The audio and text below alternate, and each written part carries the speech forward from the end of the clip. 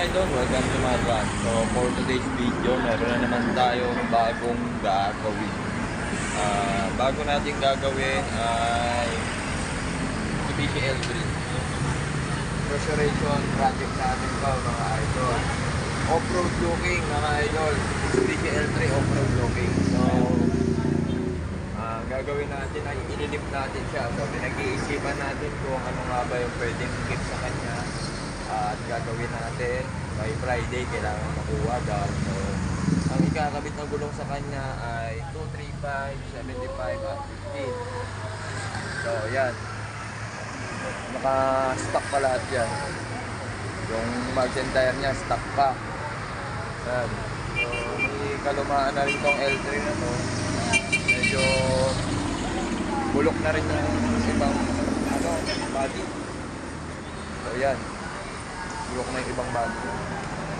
So ang gagawin natin ay gusto ko munang masilip kung ano nga ba yung mga i-adjust natin if ever na i-body lift ko siya.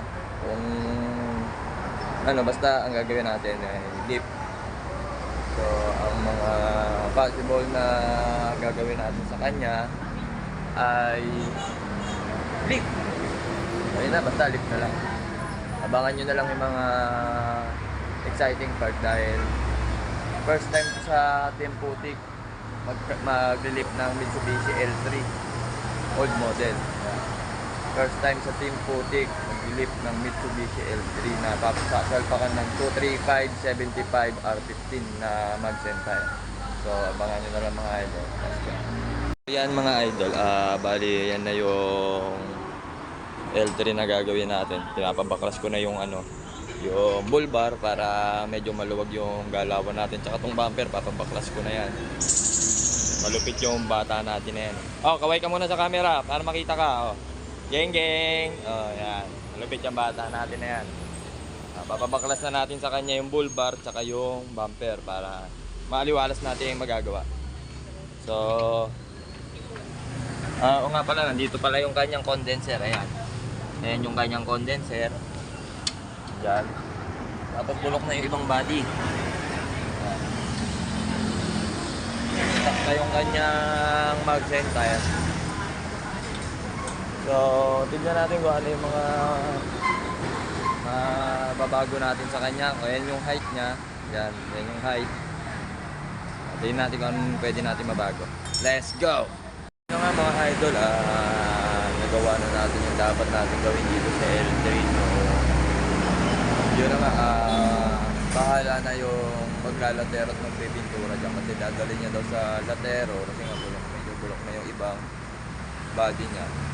Tapos, papapinturahan na. So, restoration niya din. So, old model, na off-road look setup sa Team Putik Off-Roader. Ayan. I-subscribe nyo naman yung ating YouTube channel para sa ating mga iba pa vlogs at upload na gagawin. Ayan. So yan. So ibang process kasi yung ginawa natin dyan.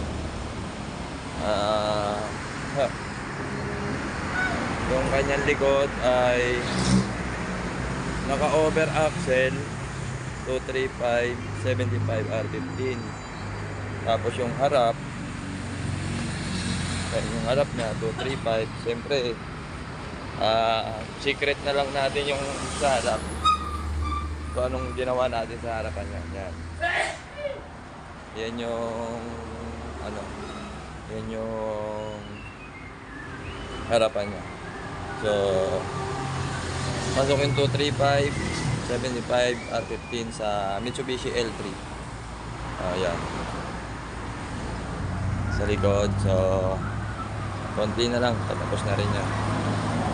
Kabila, nakasalpak na. Abangan nyo na lang yung finishing yan kaya ilalabas na.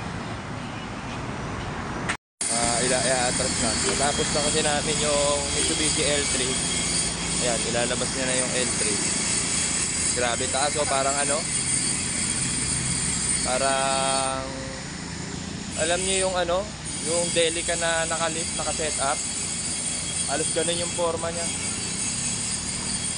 Grabing taas mga lodi. Tamo yung Adventure ha. Naka 3-inch body lift na yung Adventure na yan ha. Naka 3-inch body lift yung Adventure na yon. Naigpitan nyo ba yung harap na gulong? Double check nyo yan ha. So yan. Grabing taas eh.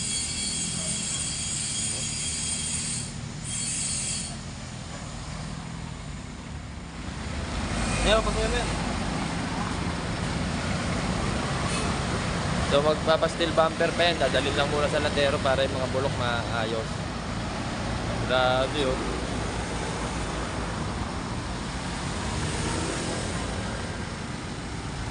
Taas niya may kamoy nobo. Nasa gutter na yan. Grabe. Taas. Yee! Yee!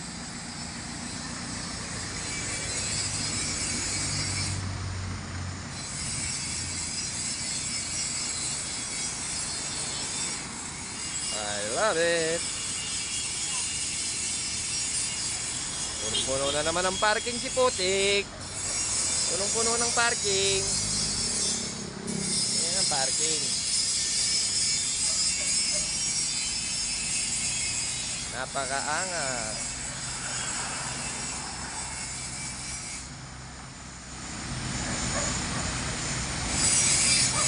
$235.75 R15 with LSD. Naka-LSD na rin yan mga idol.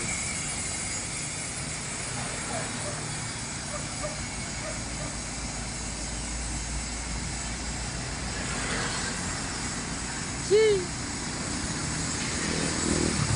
Oh, bushwhacker.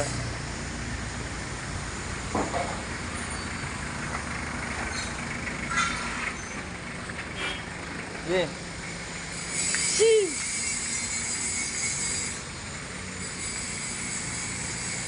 Oh ha? Iba na ang magaling. Oh ha? Oh.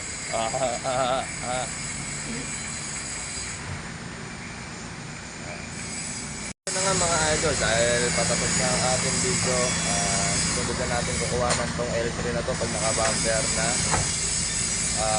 Top load, rear bumper with tire carrier. So yan, saka na natin siya